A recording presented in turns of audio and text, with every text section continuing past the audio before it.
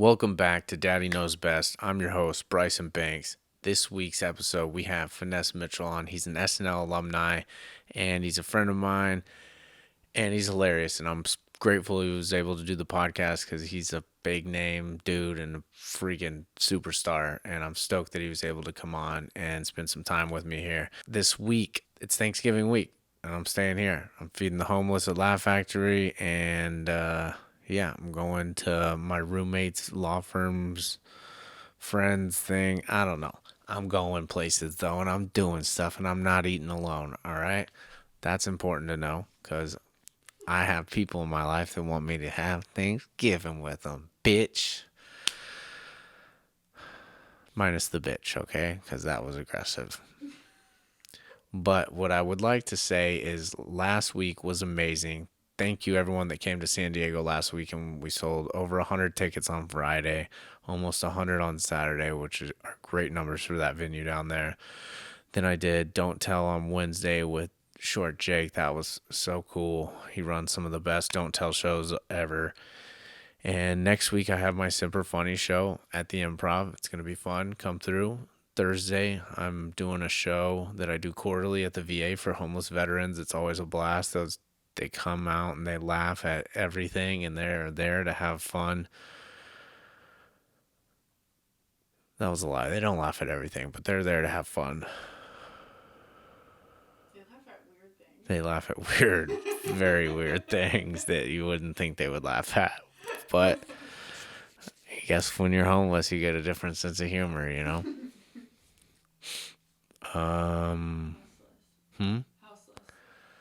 Houseless.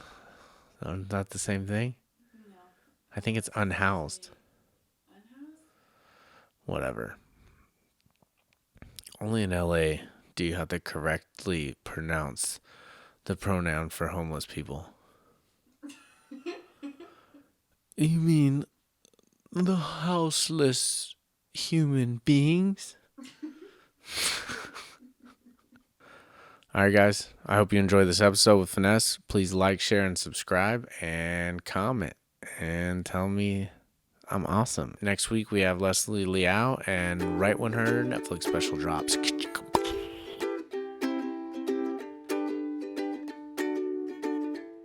So I did some research before you came on, and I've known you for a little bit, and I've been editing your videos, but I didn't know just how many fucking credits you had, bro, until I did the research for this. That I was like, damn, dude. I mean, I knew SNL but bro, you've been on so much stuff. I go to my own IMDb to complain about the stuff that I can't change because whoever posts the stuff is like from a picture to whatever. I'm like, how do I get it? It's huge. But then one day I clicked on something called As Himself or something like that. Mm-hmm. Yeah, which has a lot of stuff. And then I was like, holy crap, I forgot I did that much stuff. Yeah, you've done a lot, bro. And then you had everything from like SNL, Showtime at the Apollo, multiple late nights with Conan, multiple Tonight shows with different hosts from Jay Leno to Jimmy Fallon to Late Night with Seth Meyers twice, like Comic View, Showtime Roadies, like so much, bro. Yeah. It was cool to see. I was impressed. Thank you, sir. I just started. I was talking. Shout out to my good friend Josh Sneed out of Cincinnati. We were a comedian that we all started together, and he just left the Dave Chappelle show in Raleigh, and he was saying how dope it was, and he said he had one dream about when he started. He said he wanted to be on Saturday Night Live. I want to be on Saturday Night Live, so I guess I better start doing stand-up comedy because we don't have a second city and all that stuff in Cincinnati. So that's why he started doing stand-up comedy, and he said that because we were talking about Matt Rife and Matt's Rife. Explosion. Crazy. And he said, when he got a chance to talk to Chappelle the other night, he told him that he changed his life when he saw his Actors Studio interview with that guy who does the Actors Studio. Yeah. Chappelle was on Actors Studio? Yeah. Damn. And I'm going to have to watch that. Yeah, he had one of those epic conversations that you'll never forget because I remember it. Yeah. And he brought up when Chappelle said, his mom asked him, was he ever going to quit comedy? As Chappelle? If it didn't go well, because he had to explain to his mom he wanted to do stand up. Same Right. thing I had to do to my mom with my mom. Same thing. A lot of dudes got to say, "Hey, mom, I think I'm going to do stand up comedy." Bro, I was such a fuck up that my mom was like, finally, something to put your time in. My mom was the opposite. She was like, "I know damn well you didn't go to the University of Miami to leave that place talking about you want to stand." So yeah, it didn't go well. But look at it now, dude. It Look went at it well now. now, bro. Followed your gut instinct. Yeah, man. He said that his mom was a school teacher making $40,000 a year at the time. Damn. And he said that, well, if I can do stand up comedy and try to figure out how to make $40,000 a year, I'd rather do stand up comedy than be a school teacher. Yeah, which is harder than people think, making Yes. just $40,000 Just making a 40 year. grand. And he said, but that's how you should measure success instead of comparing yourself to other people. And so Josh was telling me on the drive over here to your pod, he was like, when one of my good friends hit Saturday Night Live, and I'm like, who? He's like, you idiot. He's like, when you hit Saturday Night Live, just to be hanging out backstage was probably the closest that I'll get to the show, but it's closer than anybody out there who ever thought about Saturday Night Live would ever get in their lifetime, let alone have a friend that's actually on the show, let alone be at the show backstage hanging out whenever he wanted to. That's cool. Because we were friends. And he said he had to measure success kind of that way as far as his individual dream. And so, as comics and entertainers, we can't be looking left and right. We can't beat ourselves up. We just got to stay the course and try to measure our success in layers that make us happy when we reach something. Yeah, man. That's something I've worked on myself, is comparing myself to my old self instead of comparing myself to other comics or whatever, because that's just, it's not good for anybody. Yeah. So this is a friend that also wanted to be on SNL? Yeah. And he's a dope comedian. Just, he decided to stay in Cincinnati. I'm from Atlanta. I went to school, University of Miami. I started getting on stage at the Miami Improv in Miami. And I just started with open mic night. But I knew I didn't want to stay in Miami. And then even when I went back home to Atlanta, I knew I didn't want to stay in Atlanta. So when I first got on BET's Comic View and I saw myself on TV, I was like, oh, I'm on TV. I'm on Comic View.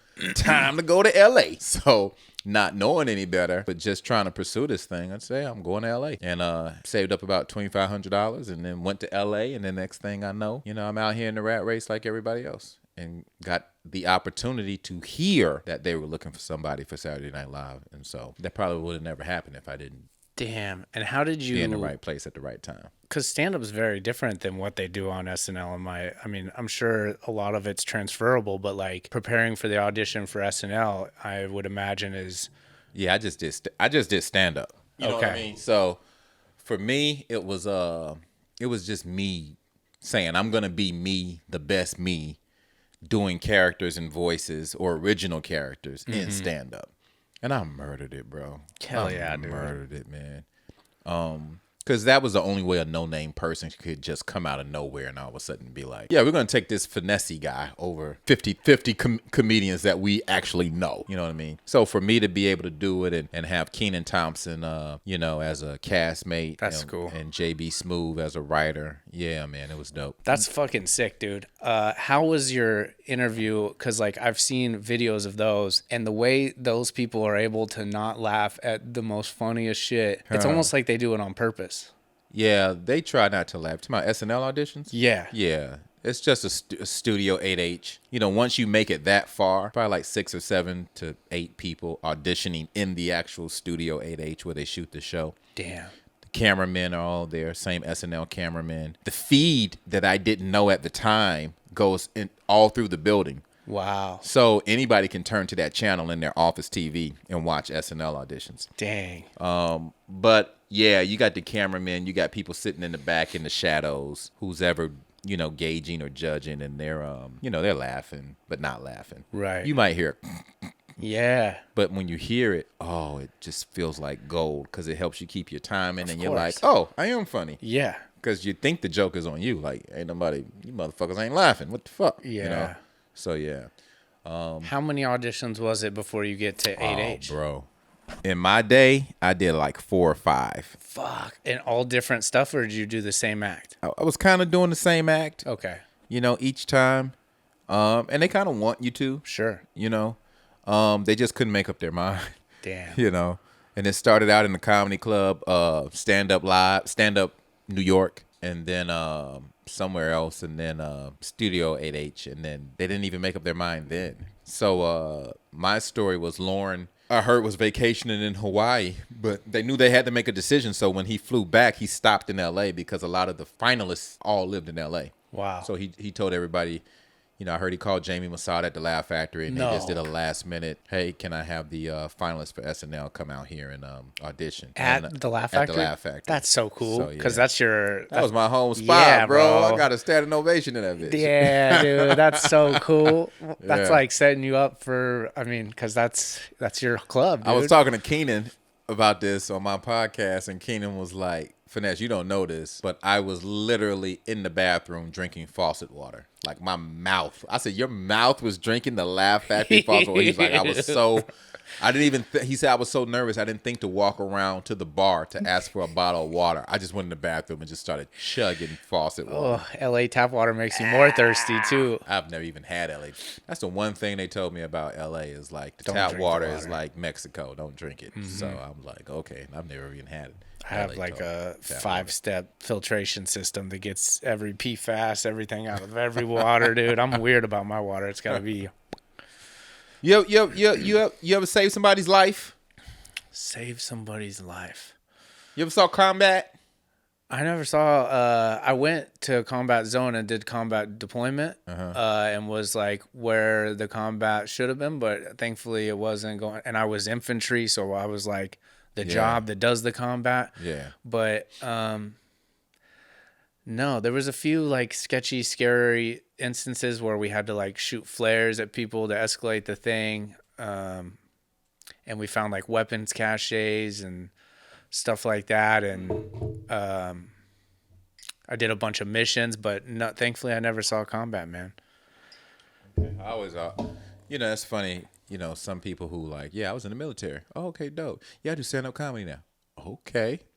Well, that's dope. Tell me, you know, so I always want to know people's story. Yeah, I go over it a lot too in my bits. Like it's a big defining part of my character that helped me get out of the environment I was in and gave me discipline. And yeah, I probably would have Did you get that thing in your chin right there when you was? Yeah, As that. soon as you got into the military, do they hand those out?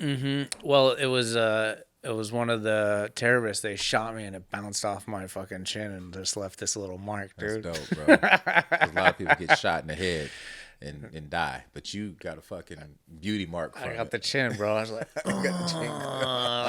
and that's when I became Captain America.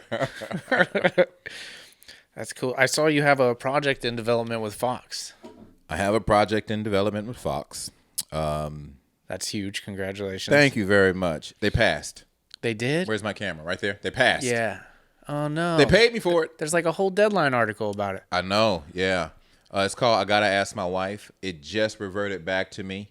So I have it back in my possession. I own it, and now I'm taking it back out. Good, bro. Yeah, man. But it was a great experience, and I loved working with them. And I was on a TV show called Outmatched, so they already saw me do my thing with Jason Biggs and Tisha Campbell and Maggie Lawson. And so that show ran for a year, but then we ran into the COVID bug. Man. And they started canceling multicam studio audience shows just because they didn't know what COVID was and they were scared. Right. And so they were like, yeah, let's just wait and see what happens.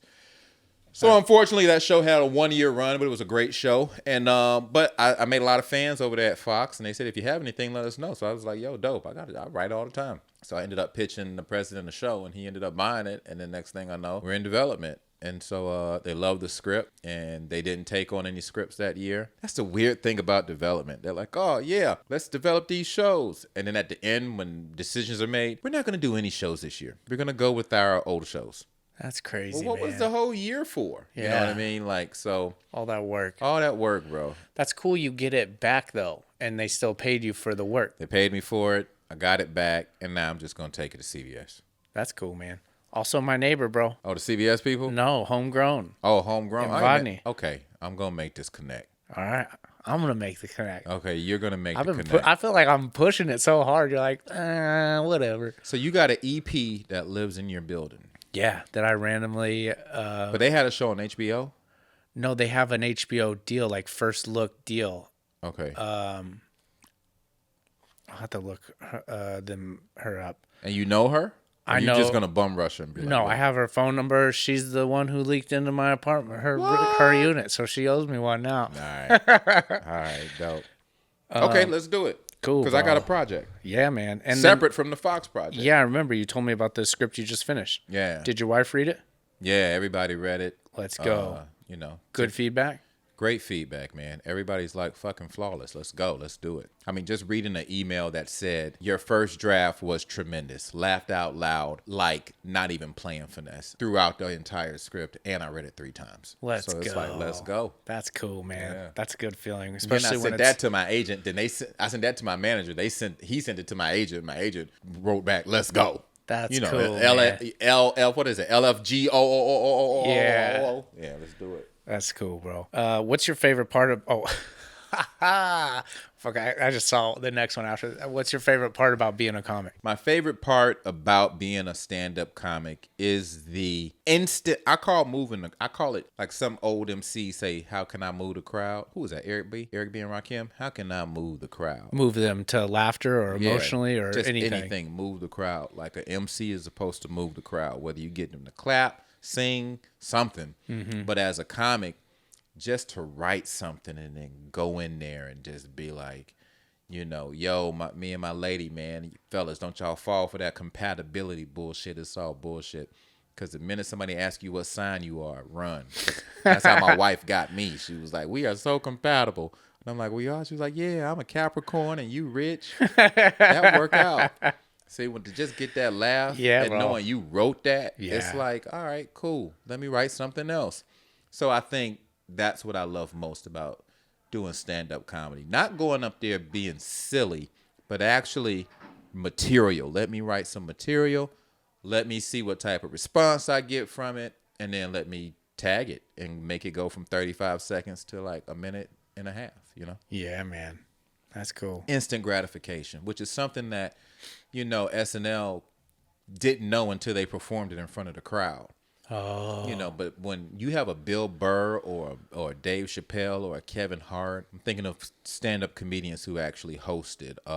The guy with Bill Hader who did the I'm drawing a blank on his name, but He's a stand-up? Yeah. You know, battles drugs. It's not a tall dude, skinny is he dude, still white alive? dude. Yeah, tall, skinny, white dude, young dude. Oh, just did Pete. Not Pete Davidson, but the writer dude. Anyway, that guy. Everybody's going to be listening to this saying, you mean blah, blah, blah, you idiot? Yeah, man. I was just going to say that. For people who can actually write stuff and then get an instant response in the moment or can go out that night and see if shit is funny. That's pretty dope. Yeah, man. What do you think about when you say something and then it crushes and then like it's hard to like get that same? I've had jokes crush the first time and then not do as well. Then that joke, if that consistently happens, is not a good joke. Why did it work the first time? The crowd. So sometimes a crowd is so nichey and you don't know who's in the audience. Yeah. Sometimes your delivery, their intoxication level, and or who's in the crowd. You know what I mean? Boom. You know, I can go into an all black room and tell a joke, boom, and then go to a mixed room and only half the crowd laugh. And I'm like, wait a minute. When I was in the black room, the whole room laughed it. I went to a mainstream room, only half the crowd laughed. And then I went to a white room and nobody laughed. Nah, like, dude. I've seen you shit. straight crush. But I'm just white talking room. about a drunk. I mean, Yeah. I'm talking about a joke. Yeah, So I'm okay. like, oh, That okay. specific joke. That specific joke is a dope ass black joke, Okay. And then vice versa. then you put it in that set list. Yeah. So what Okay. you do is you start taking certain material and you're like, that's why you got to always judge the audience sometimes. I hate it when people, I don't hate it, but you know, for comedians to walk in a room and be like, yeah, I'm ready. And they don't peep the crowd out. Yeah. I think you're like really like shortchanging yourself. See, I'm not even.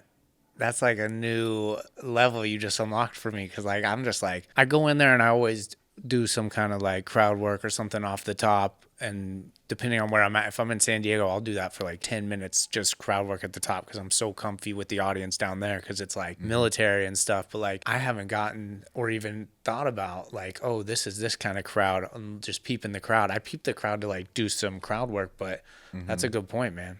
Yeah, and also challenge yourself to do it the opposite way.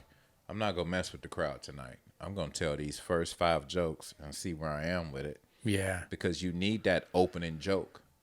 You need that joke. You need that, hey, y'all, I'm not going to curse tonight because I just gave my life to Jesus Christ. But then he gave it right back. Said something about a background check or something. I can't get a credit card or Christ. You need that opening joke. Yeah. And so once you get them laughing and liking your material, then you're like, so, you. Oh, because now they're in the moment like, oh, shit, I didn't even know you were going to do that part. Yeah. And to me, that sometimes works better than you walk on stage and go, you. Now they're like, oh, shit. Yeah. And it got to be funny. Because if it's not funny, now you're setting yourself up to work uphill. Yeah. When you just did some crowd work that didn't really hit. And it is high risk, high reward. Yeah. Because crowd work doesn't work all the time if that's what you're starting out with. Yeah. Also, I like that opening joke you used is quick to the punchlines. Like it's, every stand-up comic needs a 35-second joke. Yeah. 35 seconds. Ba-da-bop, ba-da-bop. Yeah, and you had like 3 or 4 even in there right there. And it was even, I would say, less than 35 seconds to get there. Because you start tagging it after a while. You know what I mean? So now man. You're like, holy shit, in a minute and a half, I just ba-boom, ba-boom, ba-boom, ba-boom, ba-boom. And I ain't even said my hello yet. Yeah. Because imagine doing that, ba-doom, ba-doom, ba-doom, ba-doom, ba-doom. And then you'd be like, hey, how y'all doing, man? I'm Finesse Mitchell. I'm happy to be here in San Diego. And they're like, yeah! And now they're really ready. Yeah. You know what I mean? How long did it take you to... I mean, that's years and years of mastering your craft. It's secrets. Yeah. Who taught you the secrets? You got to watch people. Yeah. Because back in my day, a lot of people ain't going to be like, here's what you're doing wrong. And we definitely didn't have social media. Yeah. So it's just sort of like, now you just watch people and be like, I see what he did. Ah, ha, ha, ha. Oh, ho, ho, ho, ho. But a lot of the younger people, if they just not straight out stealing jokes, they not watching nobody. They just... Because they social media rock stars, so it's almost like, hello, I'm here. Yeah. And a lot of them don't even really have to be that funny at first, but they'll get funny with the reps. You know what I mean? Got to go to the gym. Got to shoot these layups. Yeah, man. And then your social media following and social media funny will translate to stand up. Yeah. But it won't if you just do like 3 shows in 6 months. Yeah. How many shows do you think you need to be getting up? I mean, if you're serious about stand-up comedy, try to get up 2-3 times a week. Okay, at least, right? Yeah. And longer sets. Yeah. Short sets, long sets, just be hanging out. Yeah. That's the main thing. And people used to do that so much, and a lot of them still do it to this day, but hanging out. You don't got to go up all the time to like learn something or make a connection. I agree with that, You know bro. what I mean? Like I'm sitting here today because you were like, hey. Yeah, man. I like your work. Yeah. You know what I mean? So it's like, oh, okay, cool. But it reminds me of myself. It reminds me of Matt Rife. On the drive down, I'm bringing up Josh Sneed's name again. He was like, yeah, I was so funny, man, watching Matt. I was going through my DMs, and I found an old DM on Twitter saying, hey, I see you're playing the Dayton Funny Bone. I'd love to get a guest set from you. He said that. He said that. I said, dude, he did the same thing to me at Toledo Funny Bone. I was like, if you're anywhere in Ohio and he can get there, he's DMing you. Yeah, and he's also bringing some value because that's where he's from. So he's going to help you get some. No? No. He didn't get anybody? It ain't no value. He didn't bring anybody? It's a guest set. He don't even know you're going to say yes. It's a cold call. Yeah. This motherfucker's just sliding in your DMs. But people are coming to see him as well, Ain't right? nobody coming to see him. This dude was 15, 16. He was just crashing people's shows. He wasn't even old enough to get in the club. Wow. So if you gave him an early yes, he would be like, yo, now you got to tell, do you mind telling the manager that I'm going to come at this time to be on your 8 o'clock show? And after a while, when you sober up, you're like, who the fuck is this? Why did I say yes to this motherfucker? Like, that's funny. Yeah. Now he's bringing a lot of value. Yeah, man. Insane. Now I'm opening up for him. Bro, I see some of those photos. It's just like so cool to see because he's also like a genuine, nice guy. Yeah, like he's sincere, like good person. Dope Which guy. you don't meet a lot of those people in life. Yeah, true. Oh, this is one of my favorites. I got on here Alfred, bro. Yeah, bro. Alfred. Alfred Mitchell. That is the name. That is the government. When did you switch to Finesse, and what made I didn't you really think of switch to Finesse. It was just I was in Miami, and I was a freshman, and I was trying to, hit on people, chicks, and shit was falling flat. And sarcastically, this one girl was like, her friends were like, "Hey, who are you talking to?" And she was like, "Mr. Finesse." And so I was like, "Hey," they was like, "Hey, Finesse," and I was like, "Hey." But by the time she was like, "No, girl, he sucks," it had already taken it and used it for good. I'm like, "Hey, Finesse. Finesse, guys, I'm Mr. Finesse." That's a good You name. heard her. And so it just stuck, bro. So I didn't really start calling myself Finesse till like 17, 18. Okay. 2017 or 18. No, when I was 17, 18. Okay. Yeah. Way before that. Yeah, freshman year. I'm just freshman year of college. It was just like, hey. I saw So you. much that when my mom came down to see me on Christmas break, and she kept saying, "I'm looking for my child, Alfred Mitchell." Nobody knew who the fuck that was. That's funny. So it I was just like, picture her out there. Alfred. What about Finesse? Have you heard of Finesse? Oh, you looking for Finesse? Wait, is that motherfucker named Alfred? Hell no. Then the roast jokes come. Nah, No? not after a while. That's cool. I saw you played football for Miami, Yeah, I didn't know that. I attempted. I tried my best. but it said you. I mean, your Yeah, Wikipedia. I know. I played. Yeah, I definitely played. What position did you play? Safety, cornerback. Okay, free safety Yeah, or strong safety? Strong safety. Your boy was about 205, 2 something. And it's funny, man. I'm same height, but I guess your body and your body weight shifts to different things. Because now it's like, I had been like 225 for a long time. And I'm like, why am I so fucking big? I don't need to be that big. But I couldn't drop the weight. And it wasn't until my wife started changing my diet. And now I'm like 210. And I actually see the difference. She's What like, do you think you were eating that was messing it just up? bullshit. Just eating late and eating fast food Yeah, late. and processed thinking, foods. Yeah, that's it.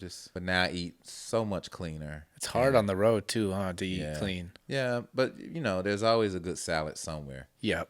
And you just tell yourself, I've eaten that shit before. Yeah. I've eaten pizza before. I've eaten a lot of pasta and carbs before. I've eaten a lot of Wendy's before. I know what it tastes like. I know how great it is. I know what it tastes like. And also how bad you feel after. Yeah, and I'm like, I'll have a salad. Yeah. So once you mentally tell yourself, you don't need that because you've had it before. It's almost like a chick. You know what I mean? Like, why am I going back to the same girl? I know what it's like. Yep. I know what the conversation is like before and after. So, no. That's a good point, man. This one's one of my favorites. The douchebag daily double. Or actually, before that, was there any like douchey stories you remember from University of Miami and football? Oh, God, yes. Especially, do you have any that you'd want to share?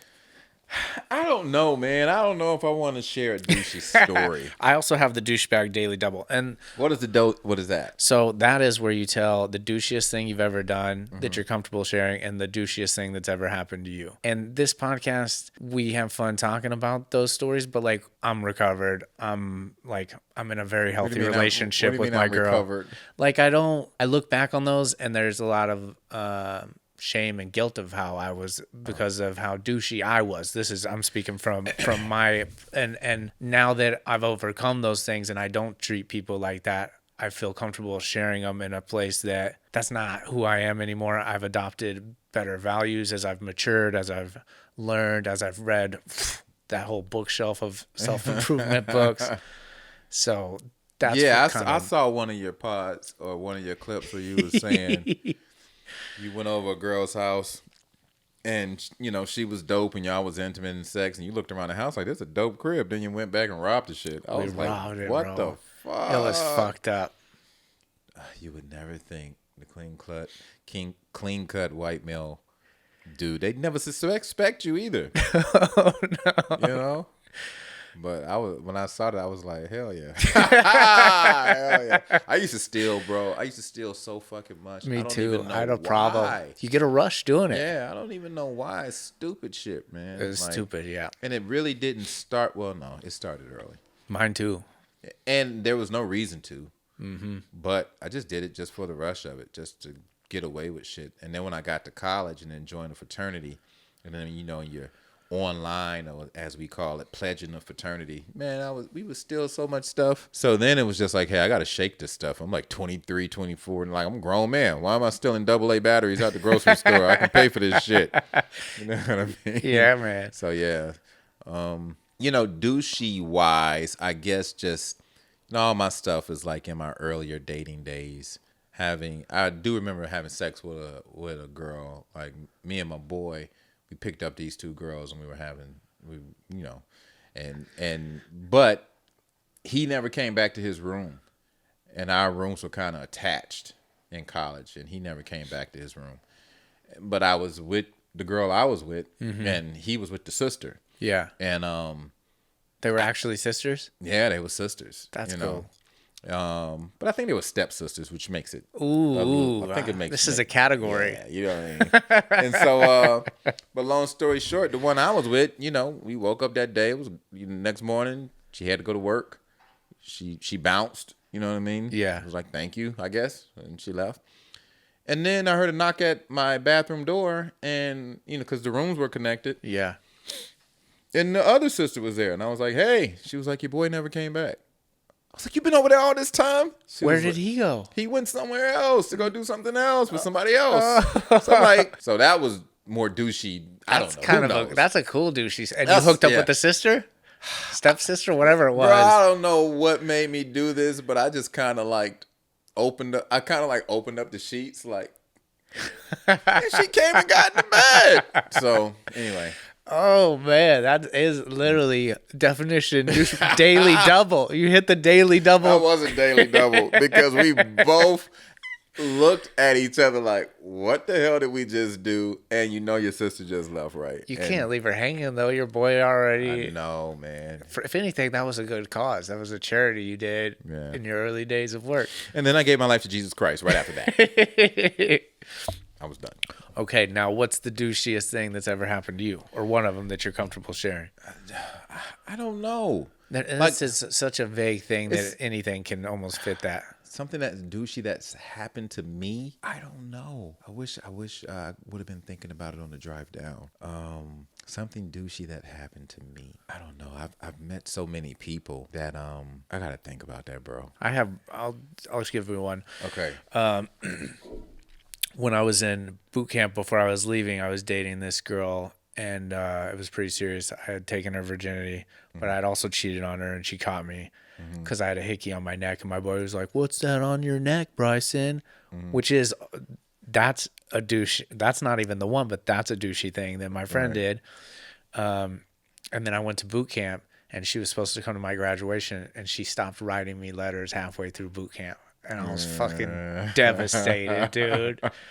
Devastated. And I was a big, at that point in my life, I was big on revenge, an eye for an eye. So I got out, and of course she apologized and saw me, and we had hooked up, but then I started hooking up with other girl, and then just to kind of get my revenge in some weird douchey way. So there's 3 douche components right there in that story. Right.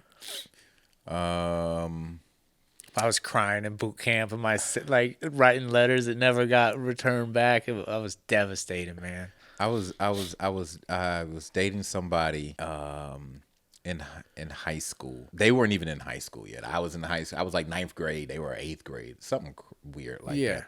But anyway, then I got to high school and different girls, older girls. So it was like, this ain't gonna work. But anyway, that girl had broke up with me anyway. You know what I mean? Very smart girl to do that. At that time. Yeah. She came down to college. We ended up going to the same college. But I was already there 2 years before her or something like that, whatever the age difference was, a year before her. But I told my roommate, I'm like, oh, one of my ex-girlfriends coming down. And she came down and saw you?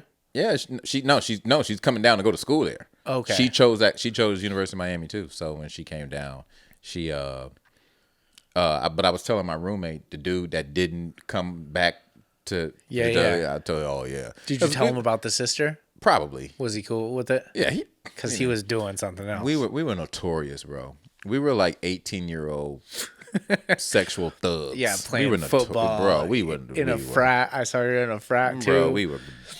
So anyway, I'm saved now. Gave my life to Jesus Christ. Sexual We were sexual thugs, bro. That's it. I've never heard that one. We was having sex with ski mask on, bro. We was Before COVID. before COVID even happened. But yeah, but then so the girl came down. I was like, yeah, man, she coming down. I don't know how I'm gonna play this. I gotta figure this out. He was like, oh, okay, cool. And she came down and we started hanging out. She was like, hey, and I introduced them, and she was like, and they started dating. No. And I kind of looked at him like, bro, what the fuck are you doing? Oh no. He owed you that one. He was in love. He was in love. How did that end up? She broke up with him. Fucking broke his heart. But Damn. But at the time, I was just sort of like, and mentally, I had to get over that because we were roommates. Yeah. So she's there. I'm looking at her, and I'm like, this is kind of weird. Damn. And we were the kind of type of roommates at the time. We were in the same room. Oof. Did you still have feelings for her? I didn't know. Did you get We never got a chance to really explore it. Well, did you get jealous? Did you feel absolutely that burning feeling in your chest? I was because I couldn't process it. I didn't know what the hell was going on. But in college, there's so much going on. Mm-hmm. You don't really think about it until you're walking into your space and you're like, oh, hi, that's right, you guys are together. Yeah. Oh shit, you know. So and we're not taught any of that, like communicating those feelings, emotional intelligence. Let me tell you how.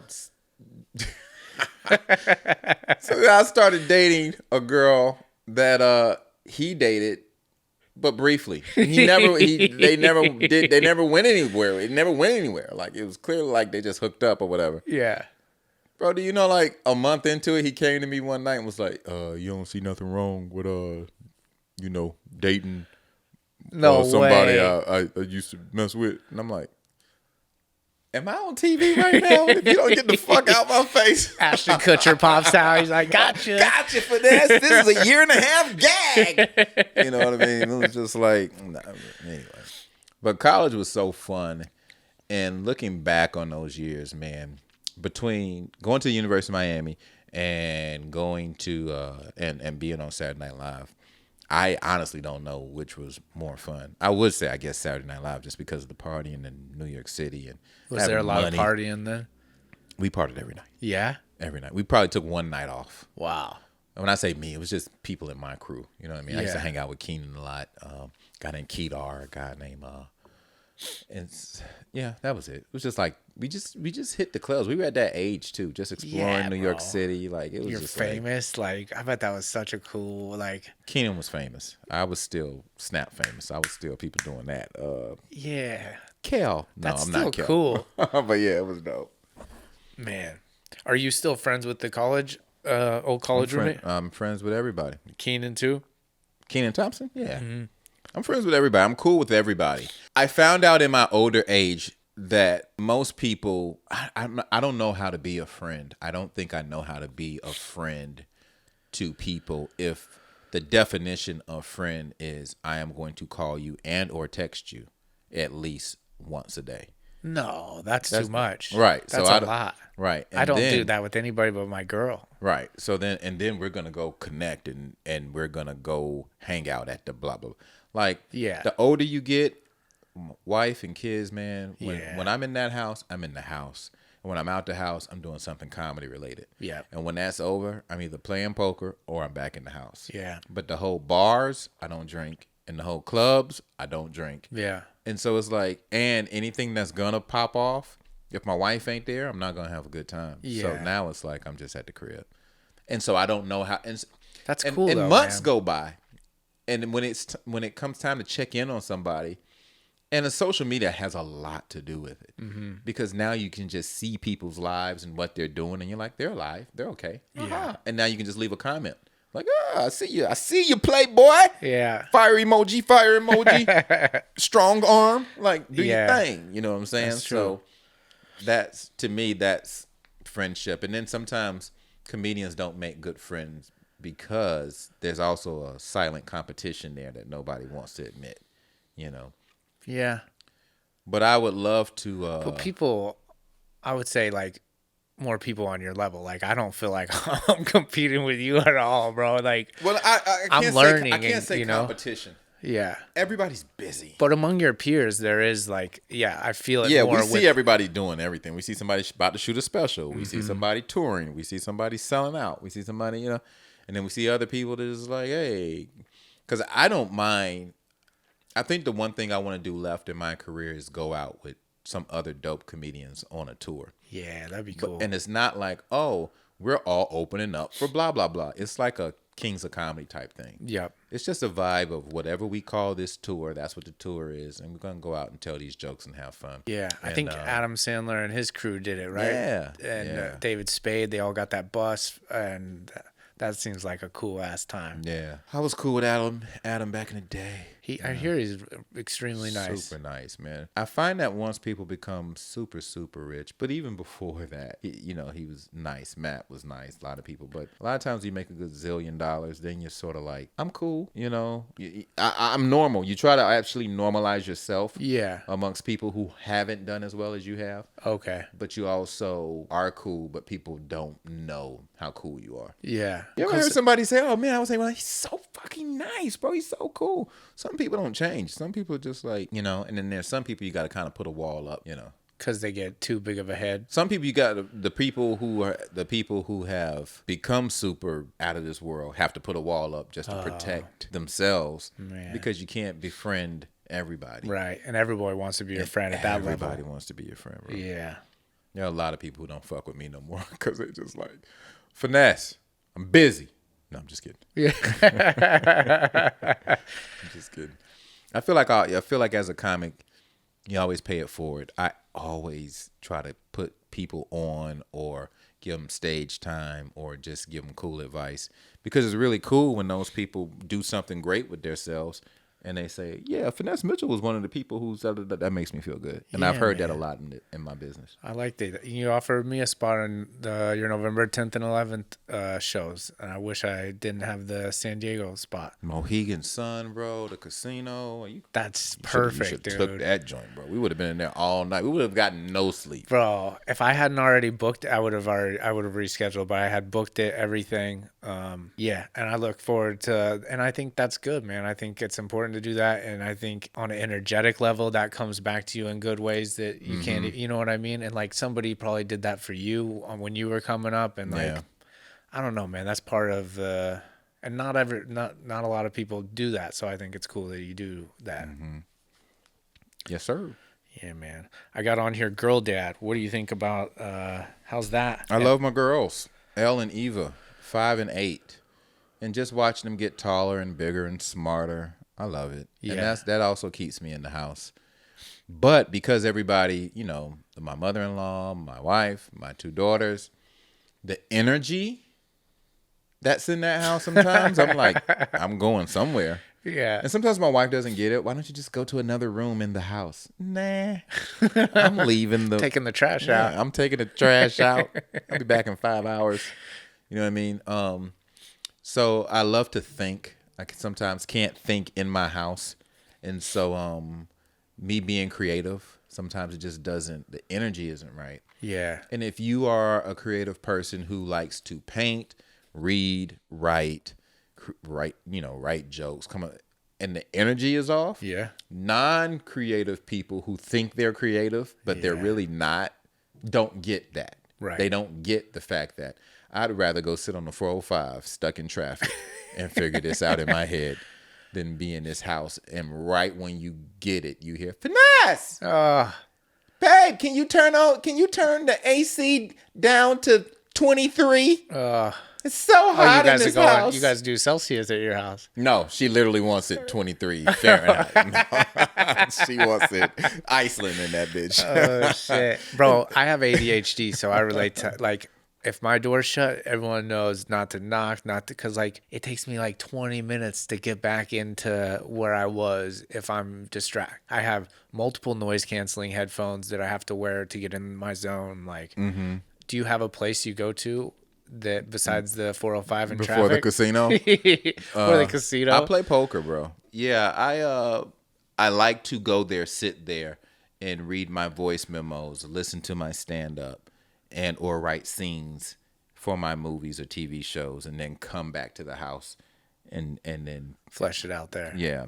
But I like to do that. I like to wait till everybody's asleep, in the house before I try to write something and get super creative. But yeah, sometimes I waste a lot of time thinking about stuff.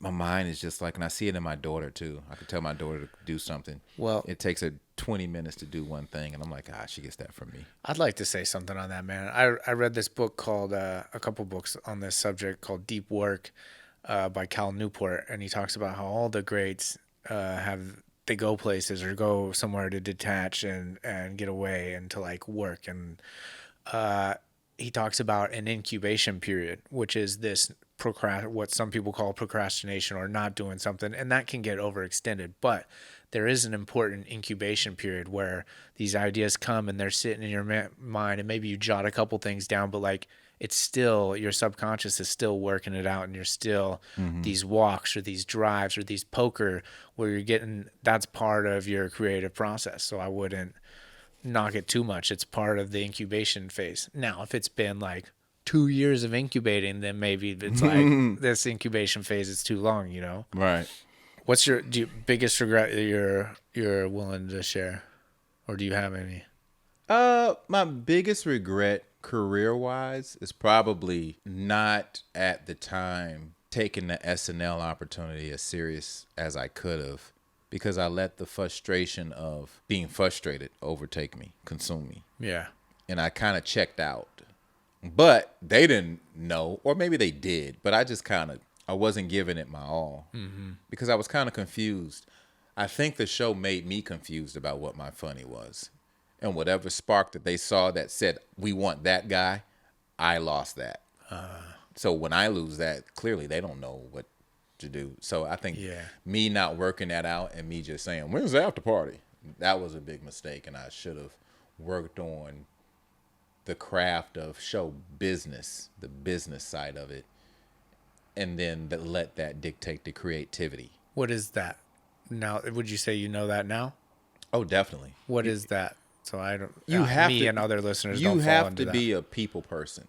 You have to play the game, and it's almost like, especially on a huge ensemble cast like that, and so many moving parts, all the way down to the cameraman, to Crafty, to whatever. There's a way now you can be that I'm the star of the show, blah-de-da, but if you're trying to build it, then there's certain ways you should carry yourself and certain things you should just be aware of, because getting on the show is not the end goal. Right. It's relationships. It's the relationships you make, and where are you going after this show?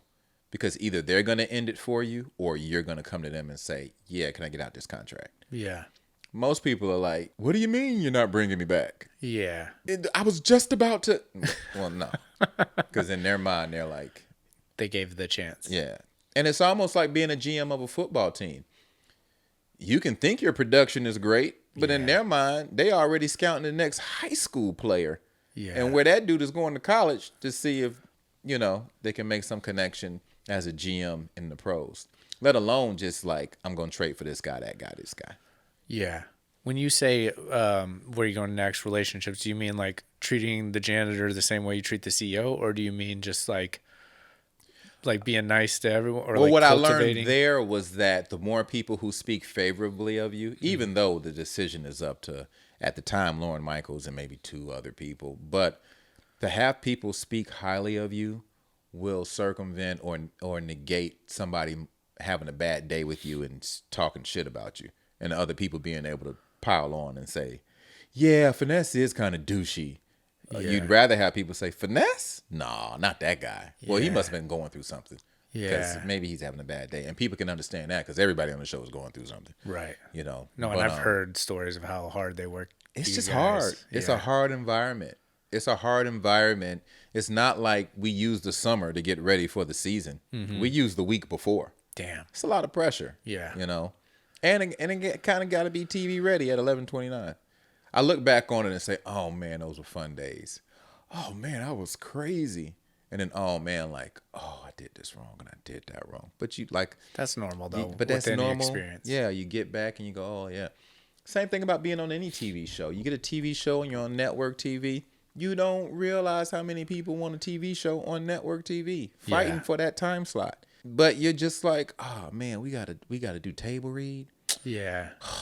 You know what I mean? Yeah. Because now that you got it, you're like, Yeah. they want us to do a walkthrough.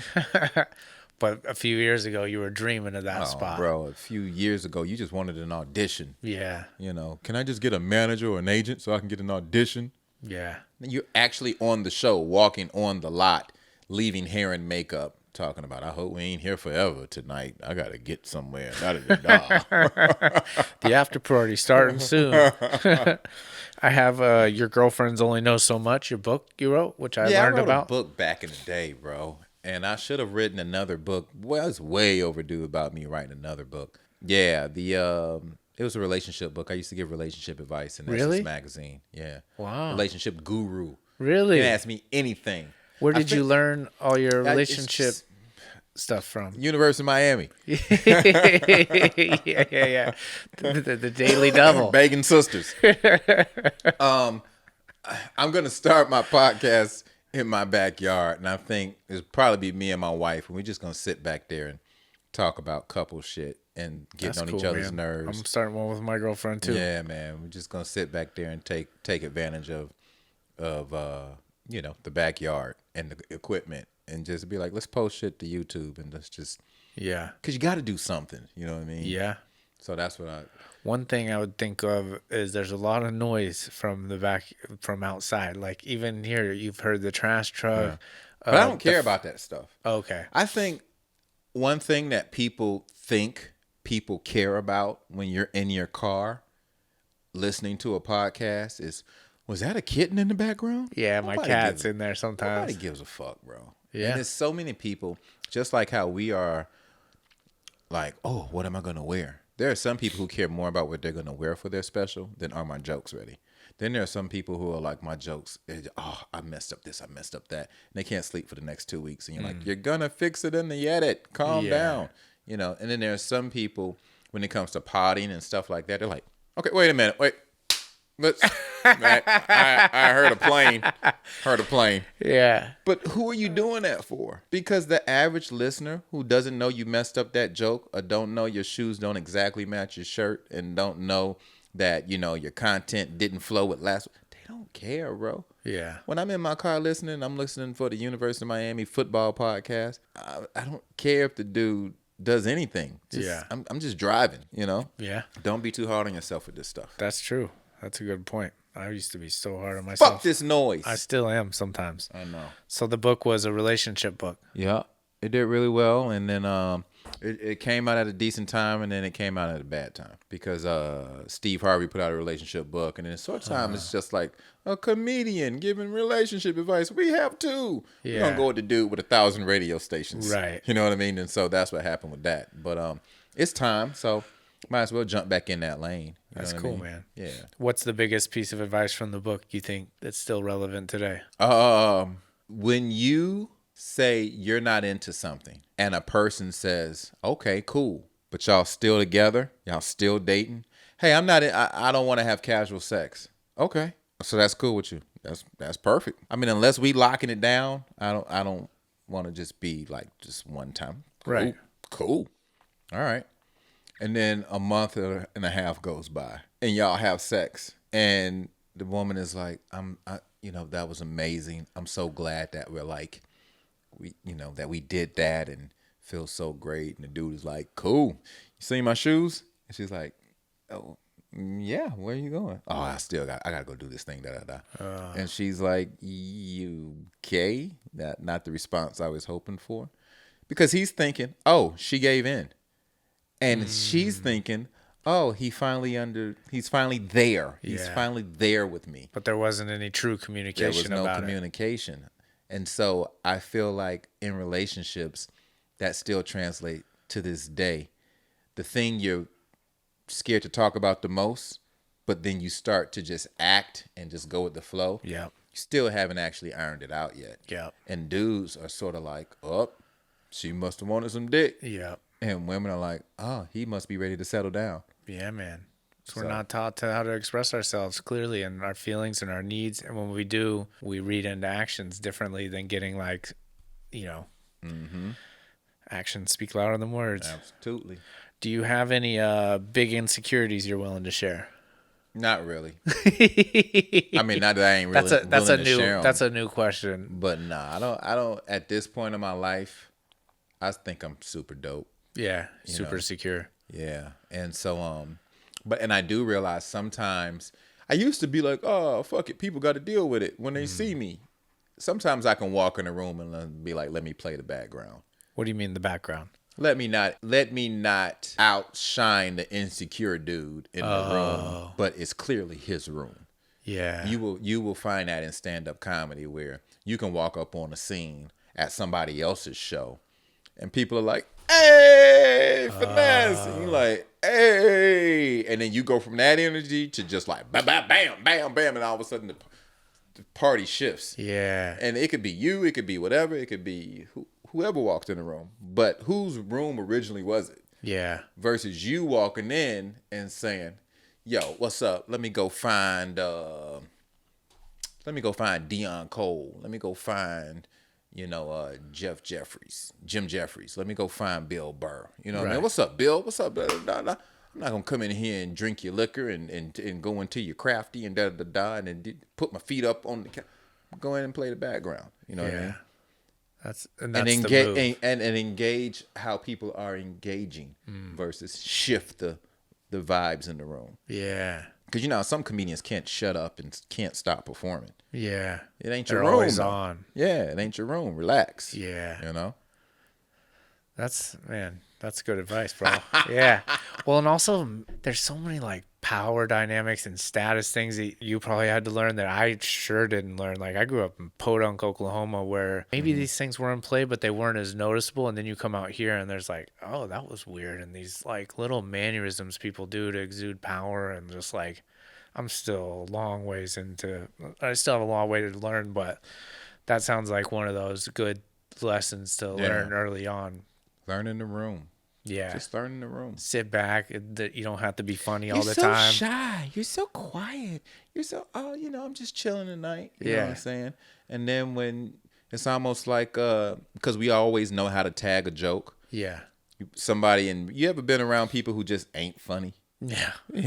And they say something and then you go, and then Shirley ate the egg. Doom, and everybody's laughing, and the person who's like, yeah, that was great.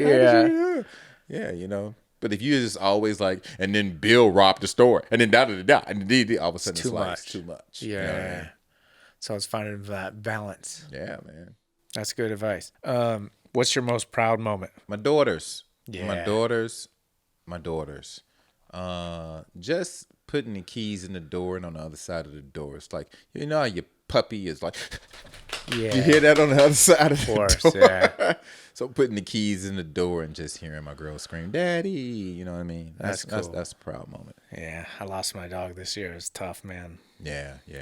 And I don't have kids yet, so that was like the biggest loss I've ever experienced. Like I've lost grandparents, I've lost friends, but nothing hurt as bad as losing my dog, dude. It sucked, but it's life. He had a good run, and we made it a long time. There's his little memorial right there. Dog tag in the sand. I was wondering what that was. Yeah. Here I am saying, this dude was in Desert Storm. His buddy died on a mortar shell. He got his dog tag in there. No, it's a real dog tag.